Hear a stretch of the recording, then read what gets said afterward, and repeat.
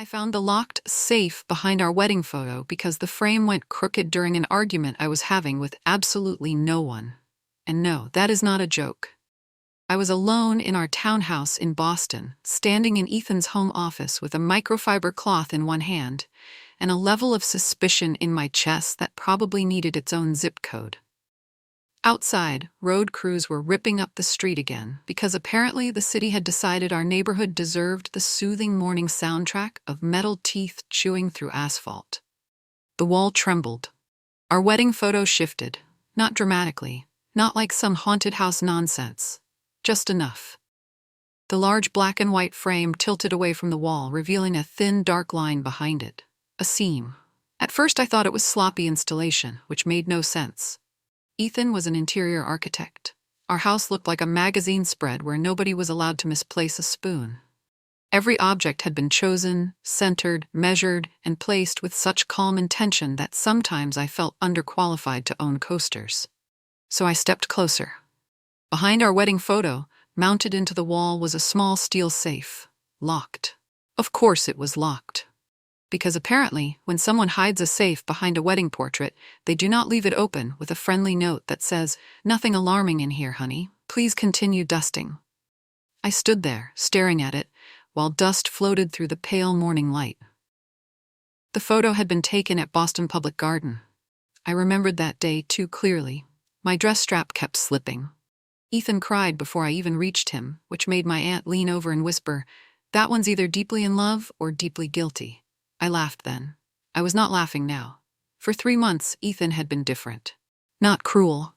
Cruel might have been simpler. Cruel gives you bruises you can point to. It gives you a reason to pack a bag, call a friend, say, "See, this is why I left." But Ethan had become quiet in a careful way. He took calls in the garage. He closed his laptop the second I walked into the room. He made quick trips to Providence and called them site visits, even though his office had no active project there. At night, he slept facing away from me, one hand curled near his chest like he was holding something invisible. And then there was the money. That was the part I kept pretending not to notice. Every month, a transfer went out from an account he said was tied to old consulting work. Not huge. Not small, either. Enough to feel deliberate. Enough to make a wife start Googling things like signs your husband has a secret family at 1:12 in the morning. Then clear her search history like she was the one committing a felony. I am an event planner. Weddings, corporate galas, charity dinners where rich people clap for generosity while somehow not seeing the catering staff. My entire job is noticing what is off before anyone else does. Timelines, seating charts, missing boutonnieres, nervous grooms, mothers-in-law with emotional flamethrowers. I spot disasters before they put on lipstick, and still, I had been living under a wedding photo with a safe behind it. Personal growth is very humbling. I hate it. I did not call Ethan. He was in Providence again. He had left before sunrise, kissed my forehead, and said, "Don't wait up if I'm late." That sentence had been sitting wrong in my stomach all morning, so I did what any mature, emotionally balanced wife would do. I searched his toolboxes, not elegantly. I knocked over a plastic container of screws, found 3 Allen wrenches from furniture we no longer owned, and sliced my thumb on a measuring blade, because apparently betrayal comes with a tetanus risk. In the bottom of an old metal toolbox under paint tape and a dead flashlight, I found a small brass key taped to the inside lid. My heart gave one hard knock. The safe opened with a soft click. A tiny, reasonable sound. An entirely unreasonable result. Inside, there was no cash, no gun, no old passports, not even an ugly watch from a woman with terrible taste, which honestly would have been rude but manageable. There was a birth certificate. A little girl's name stared back at me. Lily Carter. Date of birth 10 years ago. Mother Emily Carter. Father Daniel Carter. I blinked. Not Ethan. I should have felt relieved. I did not. Because beneath the birth certificate was a stack of hospital bills from Providence Children's Hospital. Several had been paid, some recently. The payment receipts listed Ethan Bennett, my husband, the man who once said ordering avocado toast was financially unserious. I pulled out the next item, a photograph. Ethan stood outside a small blue house in Providence with a woman in her 40s, dark hair, tired eyes, Her hand rested on his arm with a familiarity that made my skin tighten. Beside them stood a little girl with brown curls and a gap-toothed smile holding a stuffed rabbit by one ear. Ethan was smiling at her, not politely, tenderly, like she belonged somewhere inside him. I sat down on the office floor. Hard. The room stayed beautiful around me. Walnut desk, linen curtains, framed design sketches. A ridiculous little ceramic bowl Ethan had bought in Vermont because he said it had honest texture. I wanted to throw it through the window and let honesty experience gravity. There was one more thing in the safe. A cream envelope. My name was not on it. That would have been too kind. Instead, written in Ethan's handwriting were 6 words. For Claire, if I fail. My hands went cold. Fail at what? Marriage? Fatherhood? Hiding? Being the man I thought he was? I turned the envelope over. It was sealed. Thick, heavy. The kind of envelope that does not contain a grocery list or a sweet apology. The kind that waits. My phone buzzed on the desk. Ethan. For one stupid second, I almost answered. My thumb hovered over the screen. Then his message appeared. Running late. Lily needs me longer than expected. I'll explain soon. Lily needs me. Not a client. Not a site visit. Not a meeting. Lily. The name from the birth certificate. My throat tightened so hard I could barely breathe. I looked at our wedding photo, still hanging crooked above the open safe.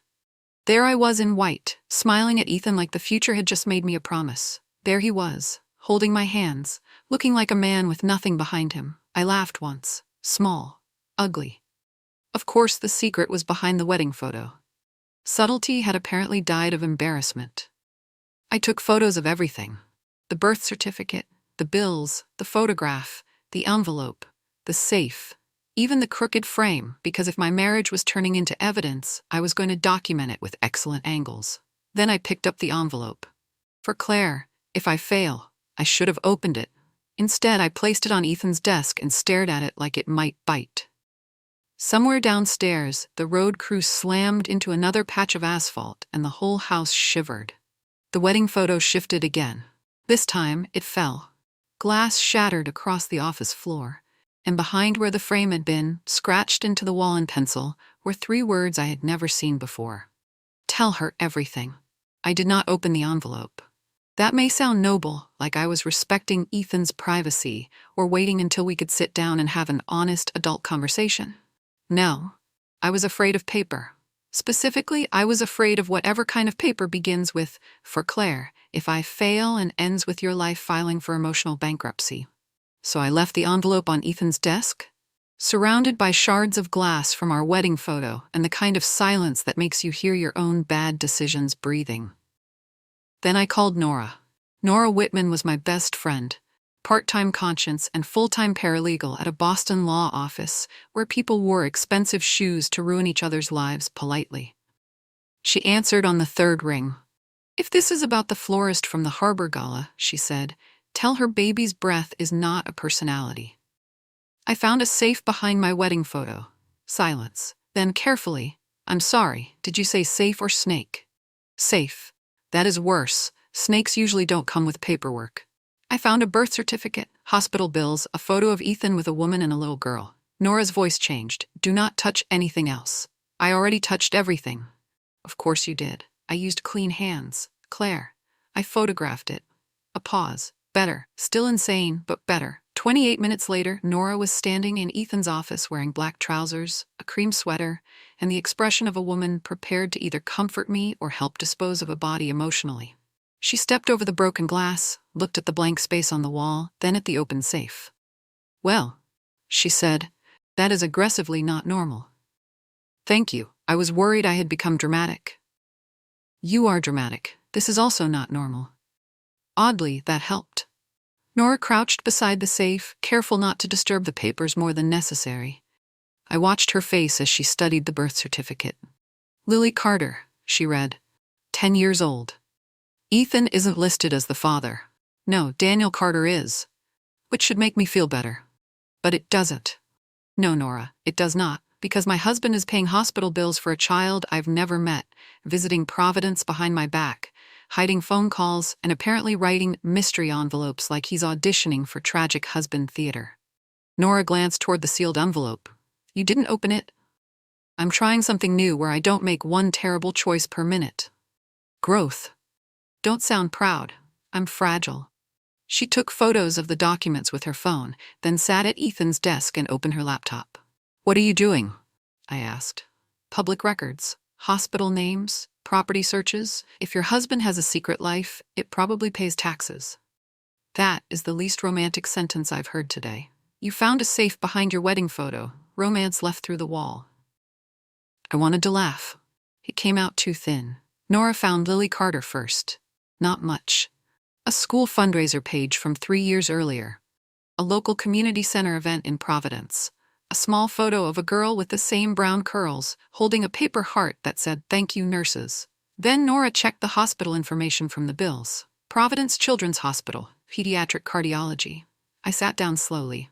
Cardiology? Nora's fingers stopped over the keyboard. Claire? What? Don't build the entire nightmare yet. I'm not building it. It arrived with plumbing. She kept searching. Several payment dates matched Ethan's transfers. Not exactly every month, but close enough to make my stomach fold in on itself. There were consultation payments, prescription reimbursements, and one larger transfer labeled only procedure support. Procedure support. Such a clean little phrase. Like money could put on a lab coat and pretend nobody was bleeding underneath. Nora leaned back. This does look like he's financially supporting them. Them. I hated that word. A small, family-shaped word. A word with a front door, a dinner table, maybe a version of Ethan who laughed more easily than the man who had been sleeping beside me with his back turned. I picked up the photograph again. Ethan stood beside the woman and Lily in front of the blue house. His hand rested lightly on the little girl's shoulder. Not possessive, protective. That was worse. A man can fake guilt. Protection is harder to counterfeit. Who is the woman? I asked. Nora zoomed in on the photo. Maybe the mother. The birth certificate says Emily Carter. This woman looks older. An aunt? Guardian? Secret wife number 2? Do men offer payment plans for those? Nora gave me a look. Sorry, I said. My sarcasm has taken the wheel. I noticed it's driving poorly. She searched the address printed on one of the bills. A small house in Providence owned by Margaret Carter. Maggie, Nora said. 41. Carter, yes. So she's connected to Lily. Likely. I stood and paced, stepping carefully around the glass. Tiny pieces glittered near my shoes, like the floor was trying to be festive about my marriage collapsing. Maybe Ethan is helping a friend, Nora said. I stopped. With a hidden safe? No. With a sealed envelope that says if I fail? No. With monthly transfers and secret Providence trips? Also no. So why did you say that? Because someone should be the adult in the room, and unfortunately it appears to be me. I looked at her. I hate when you're reasonable. It's one of my worst qualities. My phone buzzed. Ethan again. I froze. Nora looked up. What does it say? I read it aloud. I know this looks bad. Please don't go through the safe until I get home. My mouth went dry. He knows, I whispered. Nora stood. Did you tell him? No. Could he have cameras in here? The idea moved through the room like cold air. I turned slowly toward the shelves, the desk, the smoke detector, the small black clock Ethan had placed near the window because, according to him, the room needed balance. Balance. I picked it up. Too heavy. Nora took it from me, turned it over and found a tiny lens hidden near the base. For a second, neither of us spoke. Then she said very softly, Claire? I stared at the camera in her hand. My husband had not just hidden a safe behind our wedding photo. He had been watching the room that hid it. My phone buzzed one more time. This time, the message was not from Ethan. Unknown number. If you found Lily, you found the wrong secret. I did not sleep that night. Technically, I lay in bed. My body performed the basic shape of rest, while my brain produced a full investigative documentary with bad lighting, no commercial breaks, and a host who kept saying, but wait, it gets worse.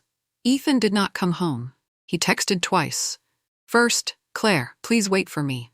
Then, do not answer unknown numbers. Helpful. Nothing soothes a wife like her husband telling her not to answer unknown numbers after she has found a hidden safe, a secret camera, a child's hospital bills, and a message from someone who apparently knew every skeleton living inside the walls. Nora stayed on my couch because, according to her, leaving me alone was how horror movies get confident. At 6:03 a.m., I walked downstairs wearing one slipper and holding a baseball bat I had never once used for sports. Ethan had bought it years ago after a neighbor's garage got robbed. I told him we were not baseball people. He said it was just in case. Apparently, just in case had arrived wearing my robe. Nora was already awake at the kitchen island, laptop open, hair pulled into a bun so severe it looked legally binding. "You look terrible," she said. "Good morning to you too." I made coffee. "Did you put grounds in it, or are we continuing my theme?" She slid a mug toward me. "Drink, then we ruin your day with structure." Charming. I'm a paralegal. It's my love language. The hidden camera sat inside a plastic bag on the counter.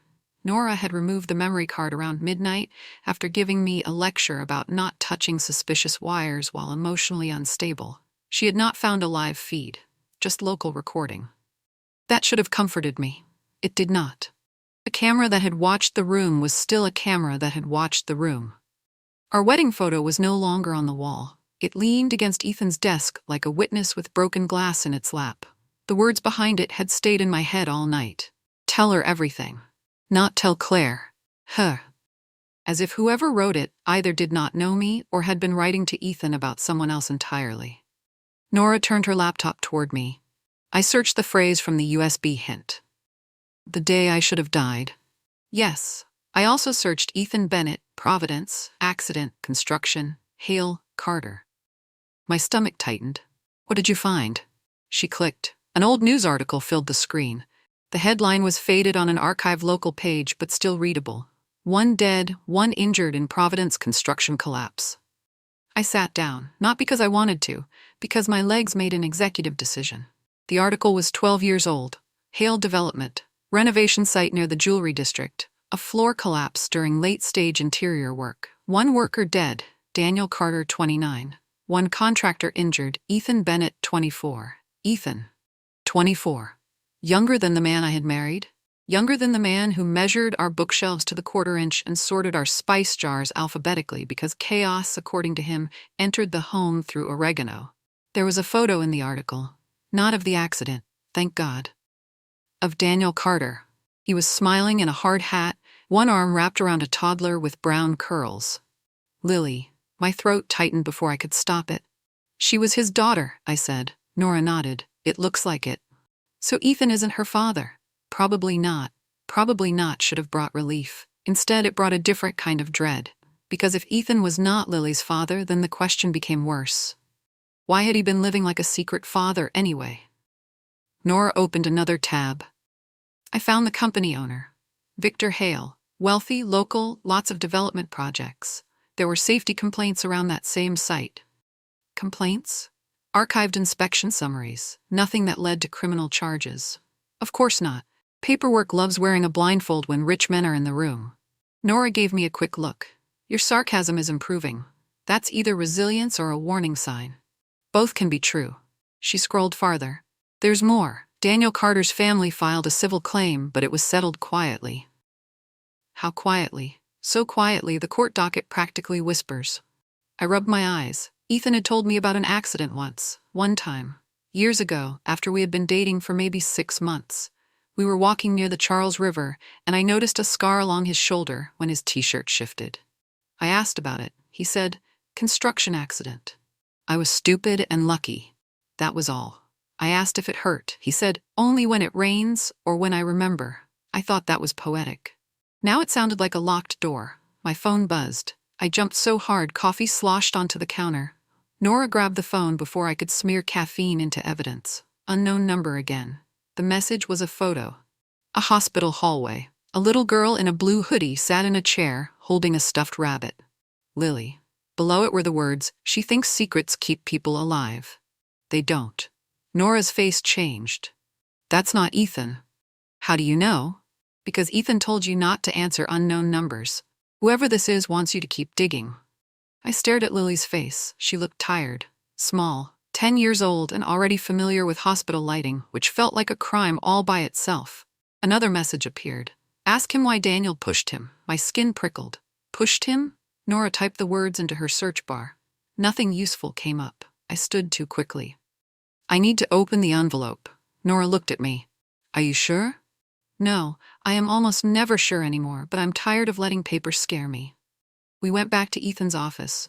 The room looked worse in daylight, not messy exactly, broken in specific ways.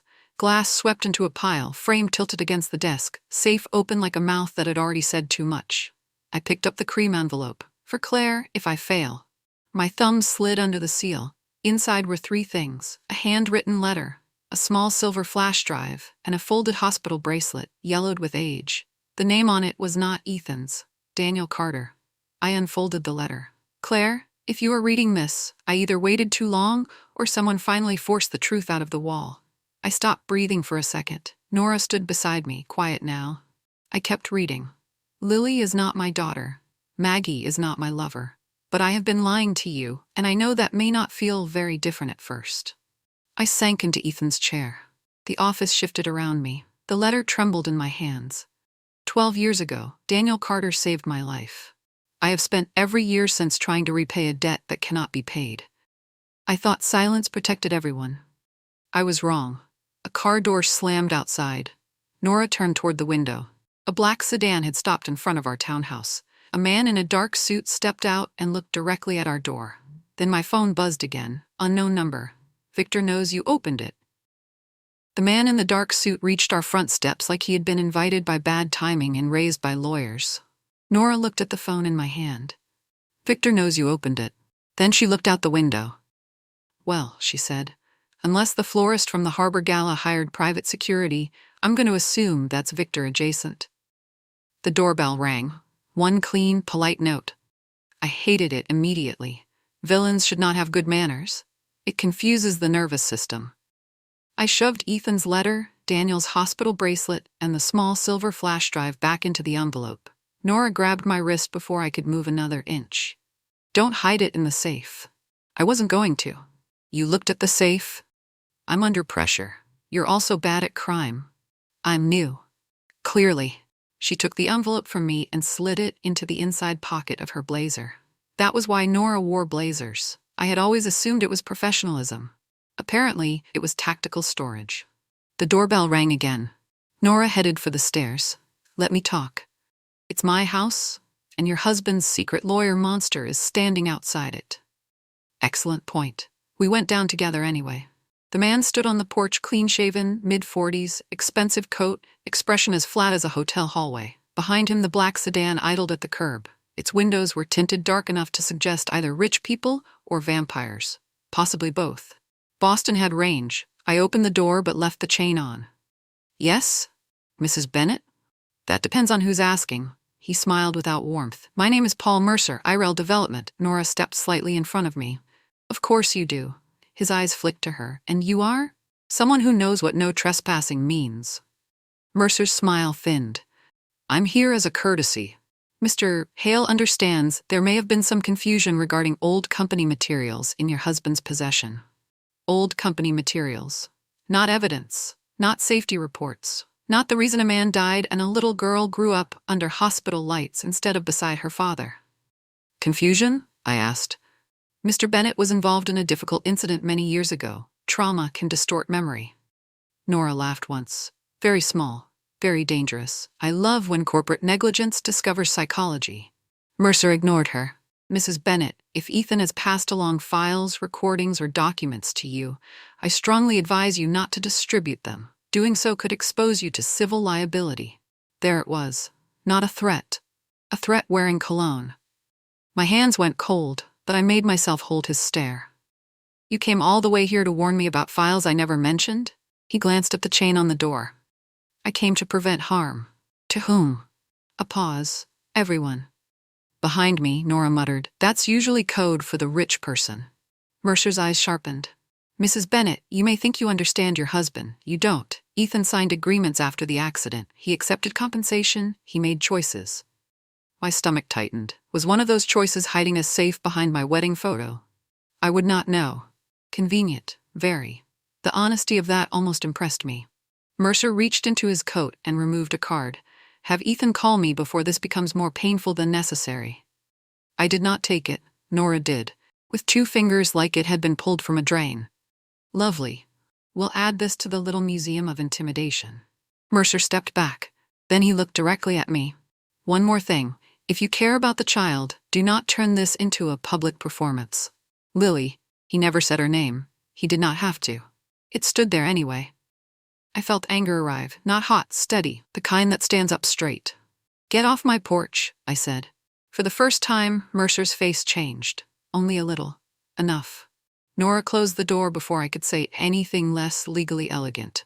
For 3 seconds, we stood in the entryway, listening to the sedan pull away. Then my knees remembered they were not furniture. I sat on the bottom stair. Nora sat beside me. That went well, she said. I looked at her. Did it?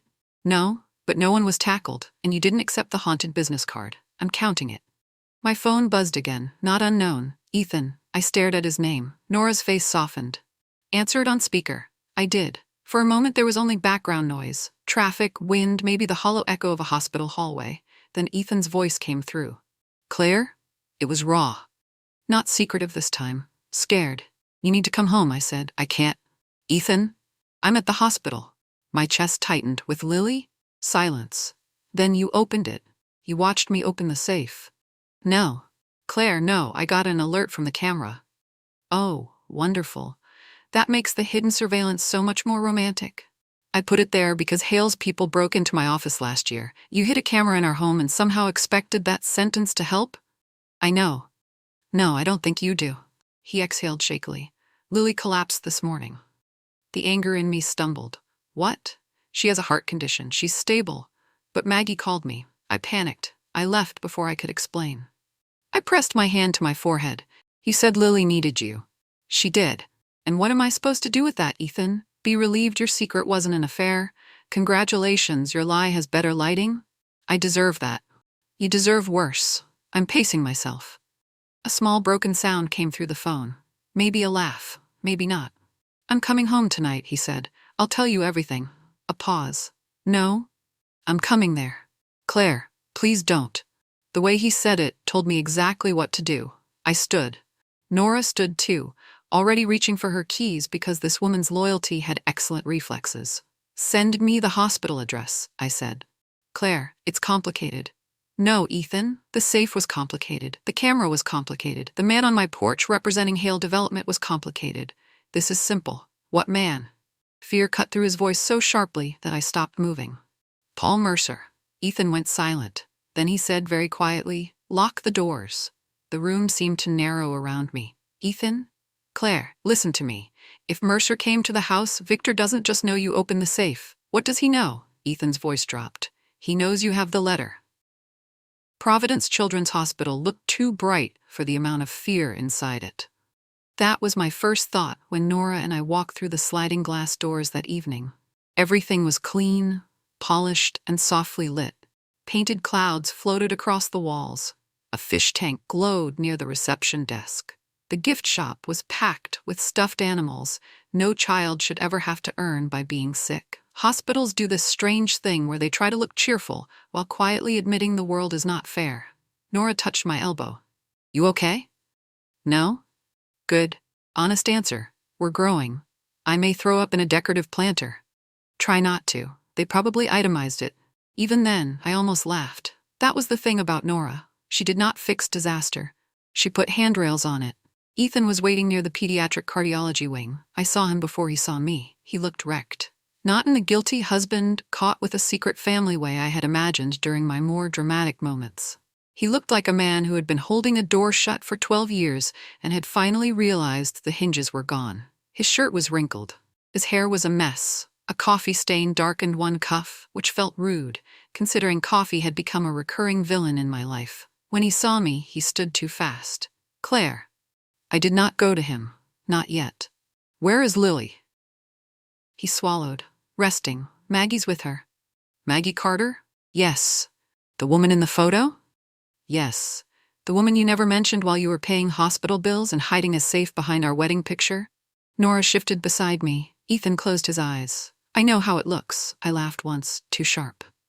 Ethan, I found a birth certificate, medical bills, a hidden camera, a sealed letter, and a corporate threat in the same day. We are far past how it looks. We are in the gift shop buying it a balloon. He nodded like he deserved that, which, to his credit, he did. A woman stepped out of a room down the hall. Maggie Carter. In the photo, she had looked tired. In person, she looked carved out by it. Early 40s. Dark hair pulled back. cardigan buttoned wrong at the top. Her eyes went to me first, then to Ethan. "So this is Claire," she said. Her voice was not warm. "Apparently," I said. "Though today I've learned I may be more of a supporting character in my own marriage." Maggie's expression flickered. Not amusement. Recognition. She walked toward us. "I told him to tell you." Ethan's shoulders dropped. "I know." "No," Maggie said, looking straight at him. "You don't get to say I know like that makes 12 years shorter." That shut him up. I liked her a little for that.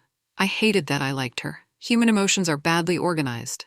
Maggie turned to me. "Lily is not Ethan's daughter." I read the letter. "Then you know Daniel was her father." "I know the headline version."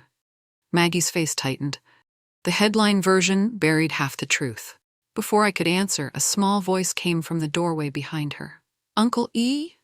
Lily Carter stood there in blue pajama pants and a hospital sweatshirt too big for her. She was smaller than she had looked in the photograph, with brown curls pulled into a messy ponytail and one hand gripping the ear of a stuffed rabbit. She looked at Ethan like he was oxygen. Then she looked at me. "Are you Claire?" My throat changed shape. "Yes." She studied me with the blunt seriousness only children and tax auditors can manage. "You're pretty." I blinked. Nora whispered, "Strong opening." "Thank you," I said, because apparently I still had manners during emotional collapse. Lily looked back at Ethan. "Did you tell her?" Ethan's face broke a little. "Not enough." Lily sighed like a small retired woman. "Grown-ups are bad at timing," Nora muttered. Finally, a professional opinion. Maggie gently guided Lily back into the room, but the damage had already happened. Not bad damage. Worse. Human damage. I had spent the day turning Lily into proof of Ethan's betrayal. A name on a birth certificate, a bill, a secret. Then she stood there in oversized pajamas, calling my husband Uncle E and worrying whether he had told me the truth. Ethan spoke quietly. "Daniel saved my life." I turned to him. "In the collapse?" He nodded. "We were doing a final interior walkthrough. The floor had been flagged before. Daniel knew it. I knew it. We had both reported it. Victor wanted the schedule protected." Protected. The word tasted ugly. Ethan looked toward Lily's room. The section gave way. I froze. Daniel shoved me backward before the beam came down. He should have gotten out. He didn't. His voice cracked at the end. I wanted to reach for him. I did not. Both things were true. "What happened after?" I asked. "Hale's lawyers came to the hospital before I could walk without help. They said the report would show Daniel violated site procedure. They said if I fought them, his family's settlement could disappear. They said I had exposure too." "Exposure," I said. "Yeah." I hated how familiar that corporate word felt. Maggie came back, closing Lily's door halfway behind her. "They paid enough to keep us quiet," she said. "Not enough to make us safe." Ethan looked at me. "I helped with Lily because Daniel asked me to look after them if anything ever happened. He said it once as a joke, before the accident." "People say a lot of things joking," Maggie said. "Then someone dies and the joke becomes rent." Silence settled between us. A nurse passed by pushing a cart. Somewhere down the hall, a child laughed too loudly at a cartoon. Life kept being normal around the edges, which felt almost offensive. I looked at Ethan. "You should have told me." "I know." "No, do not say it like a man accepting a parking ticket. You built a secret room inside our marriage and put a sick child in it." His eyes filled. "I thought I was protecting you." "From what? A girl with a heart condition, a grieving family, or from seeing you as someone who survived and never forgave himself?" He looked away. There it was, not an affair, not a second wife. Something messier. A man who had turned guilt into a locked safe and called it protection. My phone buzzed. Unknown number. Nora saw it and moved closer. I opened the message. A photo loaded. Our townhouse, the front door. The broken wedding frame visible through Ethan's office window. Then the words, "Tell Ethan the next visit will not be to the house, it will be to the hospital." Maggie read it over my shoulder and went pale. Inside the room, Lily coughed. Ethan reached for the phone, but I pulled it back. "No," I said. He froze. I looked at him, then at Maggie, then at the little half-open door behind which a 10-year-old girl believed secrets kept people safe. No more hiding things from me. Ethan did not argue when I said no more hiding. That scared me more than if he had. Men argue when they still believe the room can be rearranged around them. Ethan just stood in the hospital hallway, looking from my phone to the threat from Victor's people, then to Lily's half-open door. His face had gone the color of old paper. Maggie pressed one hand to her chest. "They know she's here." Ethan nodded. "They've probably known longer than I wanted to admit." I stared at him. That sentence is trying very hard to sound honest and still failing. He closed his eyes. "I know." "Ethan?" He looked at me. "All of it," I said. "Now." A nurse passed behind us, pushing a cart stacked with folded blankets. She gave us the quick hospital look, the one that says, "I do not know your family disaster, but please do not have it in the hallway." Fair. We moved into a small family consultation room with beige walls, 2 tissue boxes, and a framed watercolor of a sailboat that looked deeply unprepared for our situation. Nora sat beside me. Maggie sat across from us. Ethan stayed standing for a moment, then sat like his knees had finally remembered gravity. For once, nobody knew how to begin, so I did. "Victor Hale threatened the hospital. A lawyer came to our house. You hid a camera in our office.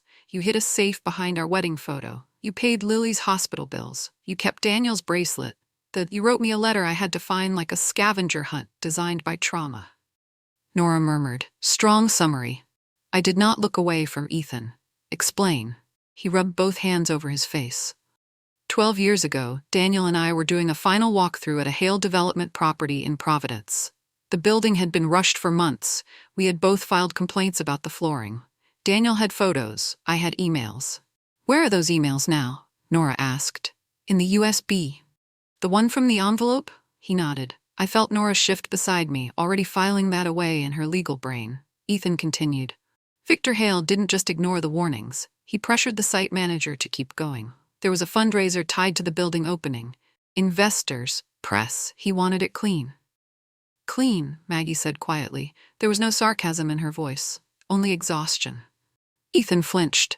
"After the collapse, Victor's lawyers showed up before Daniel's body was even released. They said Daniel had violated safety protocol. They said he entered a restricted section." Maggie's eyes filled, but she did not cry. "That was a lie." "I know," Ethan said. "Say it correctly." He looked at her. "It was a lie." The room went quiet. I had planned to be angry. I was angry. But watching Maggie force him to name it correctly did something to me. It made the whole thing feel less like a secret and more like a wound finally being cleaned, which is a horrible process nobody applauds while it is happening. Ethan swallowed. "They told me if I challenged the report, they would make sure Daniel's family got nothing. No settlement, no insurance support, no help for Lily." "And you believed them?" I said. I was 24. I had a concussion, a broken collarbone, and a dead best friend. He looked at the table. "Yes, I believed them. I hated that answer because it was not enough, and also because part of me understood it. That was very inconvenient." "What about the payments?" I asked. "At first, Hale Development paid through a settlement trust, quietly. Maggie hated it, but Lily needed care. Then, 3 years ago, the trust started delaying payments. Last year, they stopped covering certain treatments. So you stepped in." "Yes." "Without telling me?" "Yes." "Using money you hid from our household?" "Yes." You understand how beautifully terrible that sounds. He gave one short, broken laugh. "Claire?" "No. Do not Claire me like my name is a cushion. I spent months thinking you had a secret family." Maggie looked down.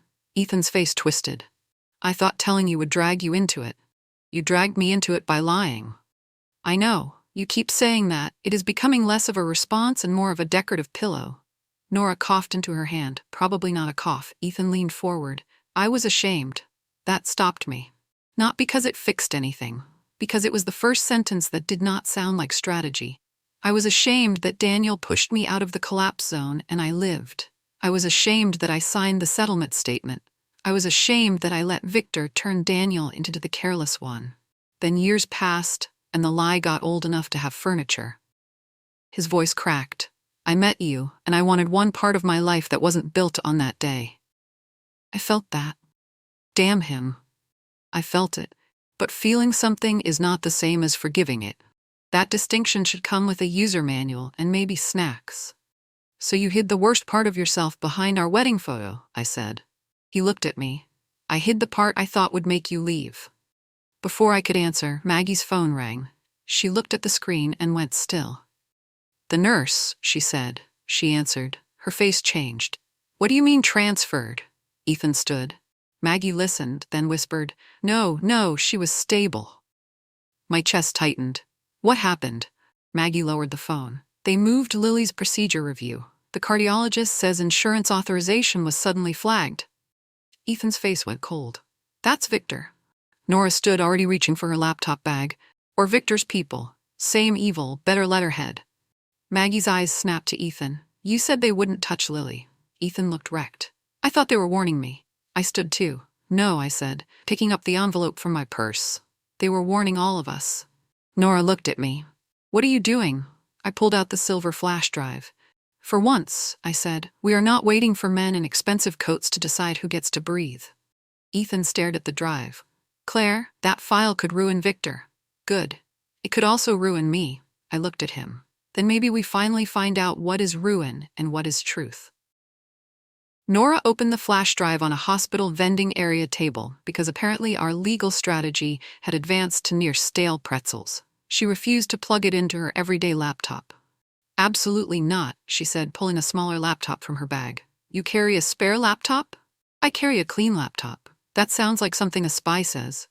It sounds like something a paralegal says, as after watching attorneys open attachments named final real.pdf.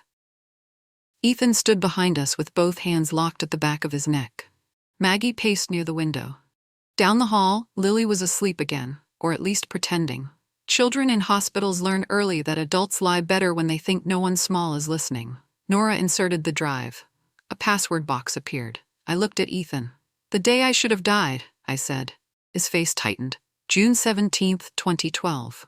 Nora typed 617212. Wrong. Ethan frowned.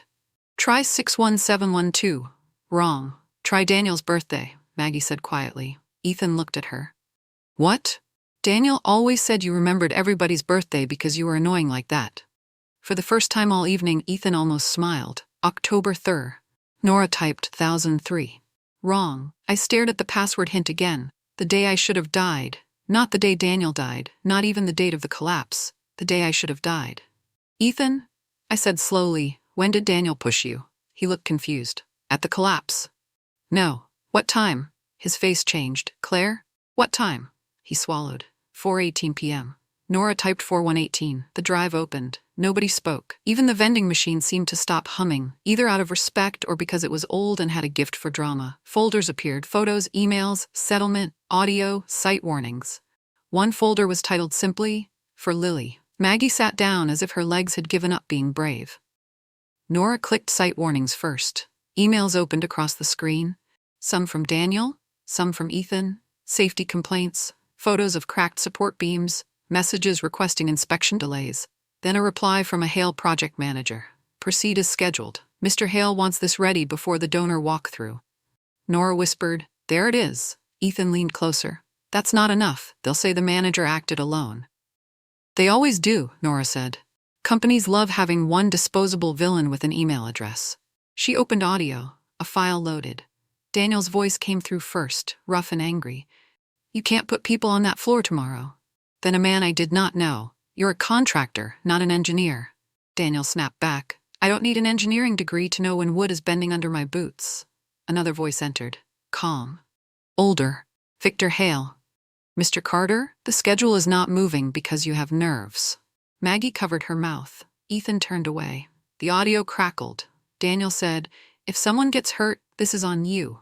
Victor answered, No, if someone gets hurt, the report will say they went where they were told not to go. The file ended. Silence fell hard. My anger did not arrive like fire, it arrived like architecture. Beam by beam, Nora saved copies to an encrypted folder. This is big. Maggie's voice shook. Big enough? Nora did not lie. Maybe. Maybe, Maggie repeated, laughing once without humor. My brother died, my niece is sick, Ethan burned 12 years of his marriage trying to hold this together, and we have maybe. I liked Maggie more in that moment, not because she was kind, because she was done. Nora clicked the For Lily folder. Inside was a video. Ethan stepped back. No. Maggie looked at him. What is that? He shook his head. I forgot it was there. Nora looked at me. I nodded. She clicked play. The video opened to a construction trailer. The image shook slightly. Ethan, younger, bruised and pale, sat on a cot with one arm in a sling. His eyes were red. Daniel's hospital bracelet lay on the table beside him. Young Ethan looked into the camera. "Lily, if you ever see this, I'm sorry." Maggie made a small sound. In the video, Ethan swallowed. "Your dad saved my life. He was brave and funny, and he sang terribly in the truck every morning. Like, criminally bad. If there is a law against what he did to Springsteen, he broke it daily." My chest tightened. Young Ethan tried to smile, failed. "He told me once that if anything happened to him, I had to make sure you knew he loved you. I promised. I don't know how to do that right. I'm 24 and I'm scared, and I keep thinking he's going to walk in and call me dramatic." His voice broke. "But I promise I will try." The video ended. Maggie was crying now, quietly. Ethan was too. I sat there with my hands flat on the table, feeling the shape of two truths at once. Ethan had lied to me. Ethan had also kept a promise the only way his damaged, terrified younger self knew how. Both were true. That was the problem with real pain. It refused to organize itself into clean folders. Nora cleared her throat. "There's one file missing." I turned. "What?" She pointed at a folder path. "Victor authorization. It references a file, but the file isn't here." Ethan wiped his face. "No, it was there." "Maybe corrupted," I said. "Or removed," Nora said. Maggie looked up. "By who?" Before anyone answered, Ethan's phone rang. Grace Bennett, his mother. He stared at the screen, then answered. "Mom?" Her voice was thin enough that even I could hear it. "Ethan, there's a man outside my house." He went still. "What man?" A pause. "He says he needs the papers you gave me." Ethan closed his eyes, then he looked at me, and I knew. The missing file was not missing. He had given it to his mother. Grace Bennett lived in a brick colonial in Brookline, with white shutters, hydrangeas, and the kind of front walkway that looked like it had never allowed bad news to enter without wiping its feet. By the time we pulled up, there was no man outside. Of course there wasn't. Men who threaten mothers in quiet neighborhoods rarely wait around for Yelp reviews. Grace stood in the doorway wearing a navy cardigan, pearl earrings, and the expression of a woman who had spent 40 years turning fear into posture. Ethan reached her first. "Mom." She touched his face with both hands. For half a second, he was not my husband with a hidden safe and 12 years of lies. He was someone's son, a scared one. That made me angry, not at him, at the whole stupid human heart for having inconvenient depth. Grace saw me over his shoulder. "Claire." "Grace," she looked at Nora, then Maggie. "This is a larger group than I expected." Nora raised one hand. "I'm here for legal tension and emotional support, usually in that order." Grace blinked, then, to my surprise, almost smiled. We went inside. Grace's house smelled like lemon polish and expensive soap. Family photographs lined the hallway. Ethan as a boy with missing teeth. Ethan in a graduation gown. Ethan beside me at our wedding, smiling under the trees in Boston Public Garden. I looked away from that one. My tolerance for wedding photos had declined sharply. Grace led us to the dining room. On the table sat a manila envelope, a cup of tea gone cold, and a business card. "Paul Mercer." I stared at it. "He came here?" Grace nodded. "He said he represented Hale Development. He asked for old documents Ethan had given me, very politely." "Polite threats," Nora said. "The gluten-free muffin of intimidation." Grace looked at her. "I don't know what that means." "Neither do I. Stress is speaking." Ethan picked up the card like it was contaminated. "What did he say?" "That keeping old papers could hurt you. That Claire might misunderstand. That families sometimes survive best when they do not dig up painful things." Grace sat slowly. "I told him my family had survived too many buried things already." The room went quiet. Ethan stared at her.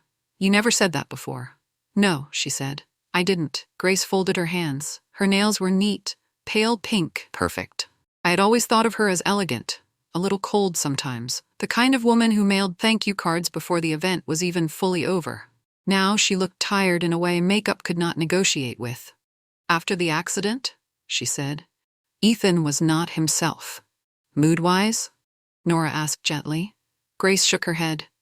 "Everything-wise. He woke up screaming. He would not sleep in a room with the door closed. He kept asking if Daniel's wife knew the truth. He said he should have died."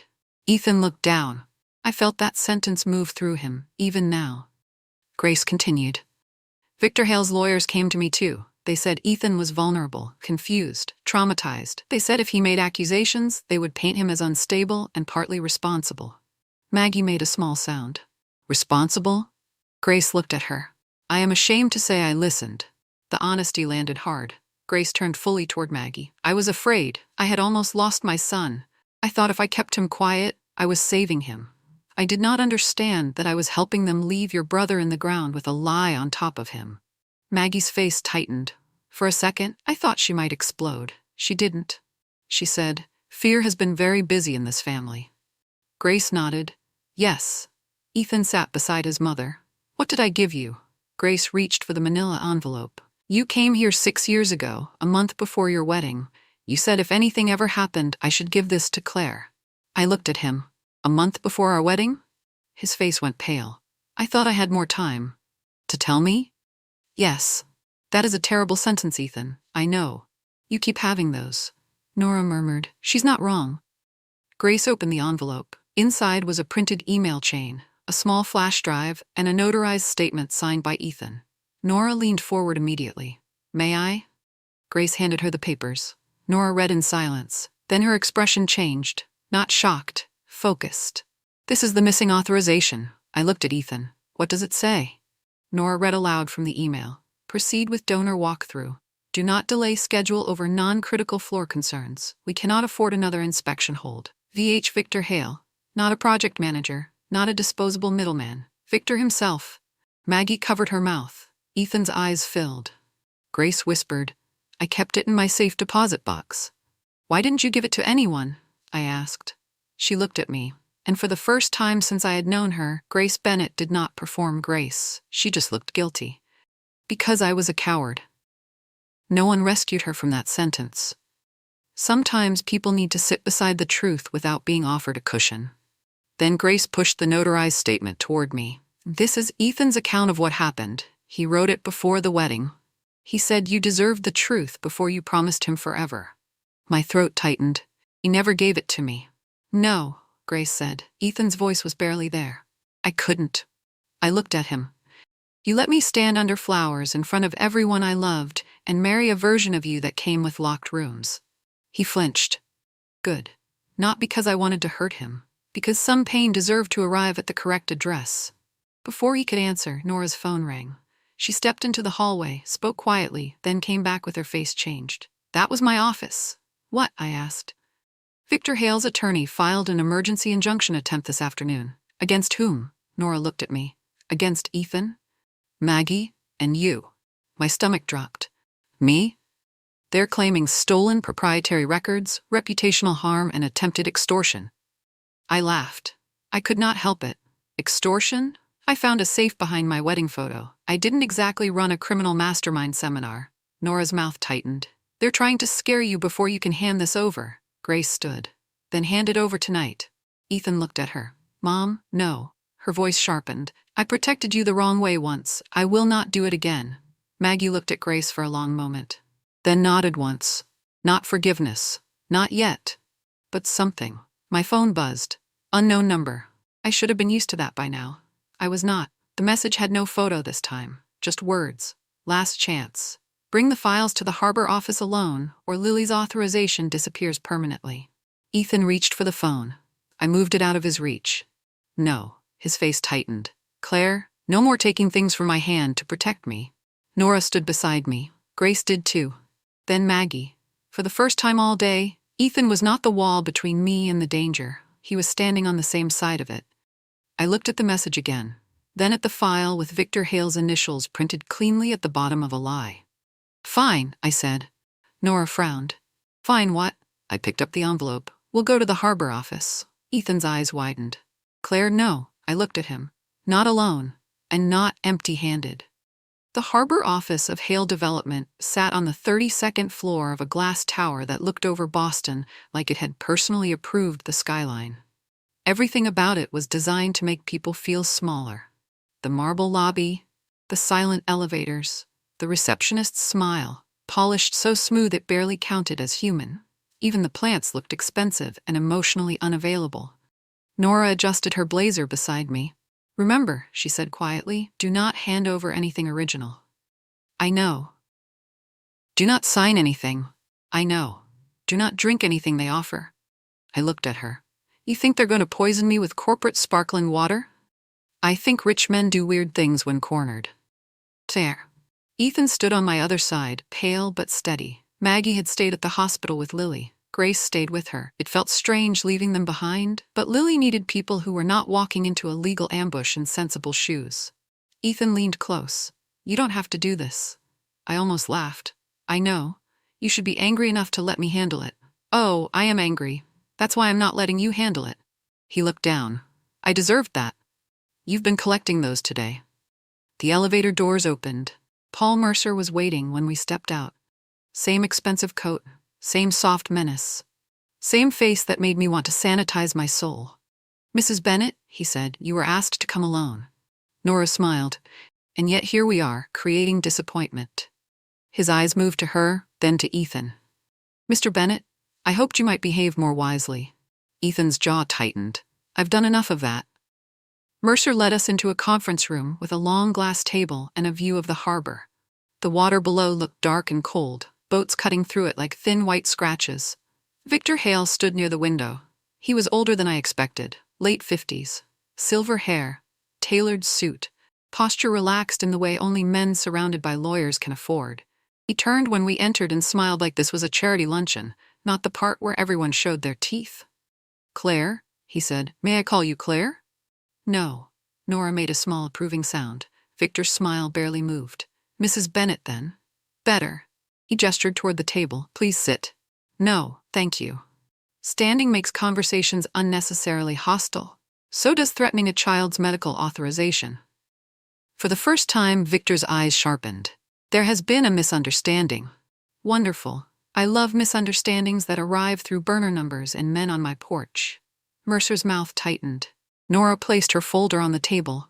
For clarity, we are documenting this meeting. Victor looked amused. Are you recording me? Nora tilted her head. Are you planning to say something you wouldn't want recorded? I admired her so much in that moment I almost forgot to stay furious. Victor looked at Ethan. You should have kept your wife out of this? Ethan stepped forward. No. I should have told her before I married her. The room changed, just slightly, but I felt it. Victor had expected shame. He had expected Ethan to fold around it the way he always had. But Ethan stood there, not clean, not forgiven, but finally not hiding behind fear. Victor turned back to me. Your husband was young when the accident happened, traumatized, confused. He signed statements, accepted settlement terms, paid through approved channels for years. If this becomes public, he will not look noble. I'm not here to make him look noble. Ethan looked at me. I did not look back. Victor continued. Then what do you want? Lily's authorization restored. Maggie Carter's full benefits reinstated. A written agreement preserving all records related to the 2012 collapse. And you will stop contacting my family. Victor laughed softly. My dear, you found some old papers, and now you think you're negotiating? No, I said. I found the email where you ordered the work to continue despite safety warnings. His face did not change. That was how I knew we had hit bone. Nora slid a copy across the table. Not the original, she said pleasantly. I know you must be devastated. Mercer picked it up. Victor did not. I kept going. We also have Daniel's audio recording, Ethan's statement, the hospital records, payment interruptions tied to Lily's procedure review, and your attorney's emergency injunction filing, which is adorable, by the way. Very dramatic, like a toddler in a tie. Nora coughed. Ethan stared at the floor, and I knew he was trying not to smile. Victor stepped away from the window. You have no idea how expensive truth can become. That was supposed to scare me. Maybe it would have yesterday. Yesterday, I was still the woman who thought her husband's locked safe meant another woman, another child, another bed somewhere in Providence. Today, I knew the secret was worse and kinder and uglier than that. Today, I was tired. And tired women are dangerous because we have already imagined the worst and survived the rehearsal. My marriage has been lying to me for 12 years, I said. You are not the scariest man in the room. Victor looked at Ethan. You understand what she is doing? She will destroy you too. Ethan's voice was quiet. I know. And you're allowing it? Ethan looked at me then. No, he said. I'm standing with it. For a second, I could not breathe. Not because everything was healed. It was not. But because there is a difference between a man hiding behind you and a man standing beside you while the roof starts to fall.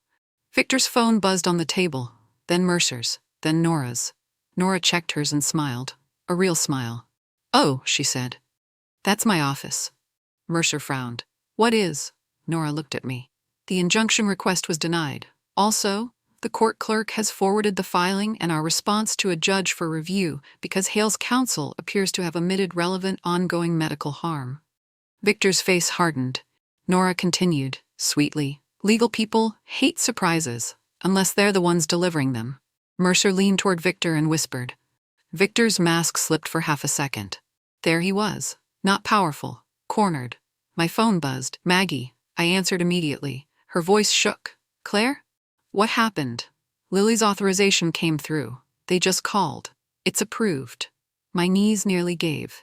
Ethan closed his eyes. I put the phone on speaker. Maggie was crying now. "She can have the procedure." For a moment, none of us spoke. Even Victor did not move. Then I looked at him. That was fast. His jaw flexed. "I'm glad the child will receive care." "No," I said. "You're glad there are witnesses." Nora gathered her folder. "We'll be leaving now." Victor's voice followed us to the door. "This will cost all of you." I turned back. "Maybe." My hand found Ethan's. Not forgiveness. Not yet. But a signal. A bridge plank. One. Narrow. Unsteady. Enough for that moment. I looked at Victor Hale one last time. But for once it won't only cost the people who told the truth. Lily's procedure happened 3 days later. That sentence sounds too clean for what those 3 days actually were. They were not clean. They were waiting room coffee, legal calls, hospital forms, Maggie pretending not to shake, Ethan staring at doorways like fear had trained him to expect bad news from every hinge, and me learning that forgiveness does not arrive just because someone finally tells the truth. Truth is not a magic sponge. It does not wipe 12 years off a wall. It only turns on the light. Sometimes the room looks worse. Nora stayed through the first day with a tote bag full of folders, phone chargers, protein bars, and one banana she described as morally unstable. Grace came too, quiet and pale, carrying a blanket she said she had knitted for Lily months ago but had been too afraid to give her. Maggie accepted it without smiling. That was fair. Not every apology gets a warm landing. The morning of the procedure, Lily sat in the hospital bed wearing yellow socks with tiny ducks on them. She looked too small and too brave, which is a terrible combination in a child. She held her stuffed rabbit against her chest and looked at Ethan. "Are you staying?" Ethan's face changed. "Yes," he said. "If you want me to." Lily nodded, then she looked at me. "Are you staying too?" The question hit me in a place I had not prepared. I was still angry, at Ethan, at Grace, at Victor, at every adult who had mistaken silence for shelter and then acted surprised when the roof started leaking. But Lily had not built any of it, so I sat beside her bed and said, "Yes, I'm staying." She studied me. "Are you mad at Uncle E?" Nora, sitting in the corner, suddenly became deeply interested in her coffee cup. Ethan looked down. I took a breath. "Yes," Lily blinked. "Still?" "Very. Very." She thought about that. Then she said, "But you're here." I looked at Ethan, then back at her. "People can be angry and still show up." Lily nodded like she was filing that away for later.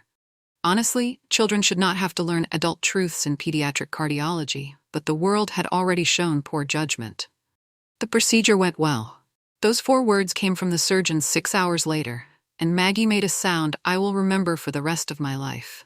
Not a cry exactly. More like her body had been holding its breath for 10 years and finally received permission to collapse. Ethan sat down hard in the nearest chair and covered his face. Grace cried quietly into both hands. Nora whispered, "Thank God," then pretended she hadn't, because apparently she had a reputation for emotional efficiency to maintain. I stood by the window and watched Boston light fade across the hospital glass. For the first time in days, nothing new broke. That felt suspicious.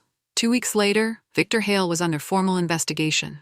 Hale Development issued a public statement so empty it could have been used as rental property. They expressed sadness, cooperation, and commitment to safety, which is corporate language for "please stop looking directly at us." But people kept looking. Nora's firm helped Maggie file a civil claim. The old settlement was challenged. The email from Victor, Daniel's recording, Ethan's statement, and the intimidation attempts created a chain that even expensive lawyers could not polish into innocence. Paul Mercer resigned from Hale's outside counsel. Nora called that a rat leaving a yacht.